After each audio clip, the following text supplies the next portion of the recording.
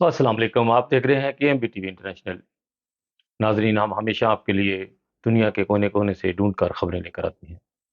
سب سے پہلی خبر کہ 14ویں صدی کے ملا بدترین مخلوق اپنا جو رخ ہے وہ خواب جو ہے وہ دیکھ رہے ہیں ابھی رغوا کا۔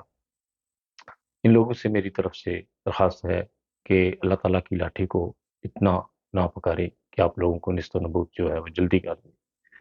اندر سے آپ بالکل خالی ہو چکے ہیں، بالکل کسی قسم کا آپ کے پاس کوئی کام نہیں ہے، کوئی آپ کے پاس کوئی آمدنی نہیں ہے، ذرائع آمدنی۔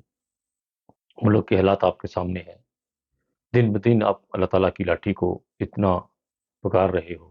وہی اپنی نسلوں کی طرف خیال کرو، اپنے نسلوں کی تربیت کرو، ان کو مسجدوں میں بھیجو، نمازیں پڑھو، قرآن مجید سکھاؤ ان کو صحیح طرح سے۔ آپ کے بچوں کو مولوی آپ قرآن مجید پڑھانے کے لیے بھیجتے ہیں، وہ ان کے ساتھ غلط حرکتیں کر کے ان کو مار دیتے ہیں۔ کالجوں یونیورسٹی میں ہماری بہنیں بچیاں جو ہیں وہ محفوظ نہیں ہیں۔ کوئی ادارہ بتا دیں جس میں پاکستان کی جو ہے وہ کوئی تربیت ہو، یا کوئی دعوے سے بندہ کہہ سکے کہ یہ مسلمانوں والی کرتوتیں ہیں۔ خدا کا خوف کھائیں، اور ایسی حرکت کرنے سے پہلے 100 دفعہ سوچ لینا کہ اللہ تعالیٰ کی لاٹھی پھر کیا عشر کرے گی آپ لوگوں کا، کس طرح آپ لوگوں کو نست و نبود کرے گی، اور وہ تیزی کے ساتھ آپ کی طرف جو ہے وہ چل رہی ہے۔ پتہ نہیں کس وقت آپ کے اوپر جو ہے وہ کتنی بڑی آفت آ سکتی ہے۔ اس لیے ہماری دعا ہے ہمیشہ پاکستان کے لیے کہ اللہ تعالیٰ اس کی حفاظت فرمائے، اور ایسے لوگوں کو اندر سے چن لے جو ملک میں فتنہ اور 14ویں صدی کی بدترین مخلوق کا نشان بننا چاہتے ہیں۔ اس کے ساتھ ہی ناظرین، ہم چلتے ہیں ابھی فلوریڈا میں۔ فلوریڈا میں آج کل جو ہے وہ گرمی کے دن ہیں، اتنی زیادہ گرمی بھی نہیں ہے، لیکن پھر بھی وہاں پہ ہیضے کی شکایت، اور جو ہے وہ گوشت میں کوئی گڑبڑ ہوئی ہے جس کی وجہ سے کافی بیماری پھیلی ہوئی ہے اور کافی فوات بھی ہوئی ہے۔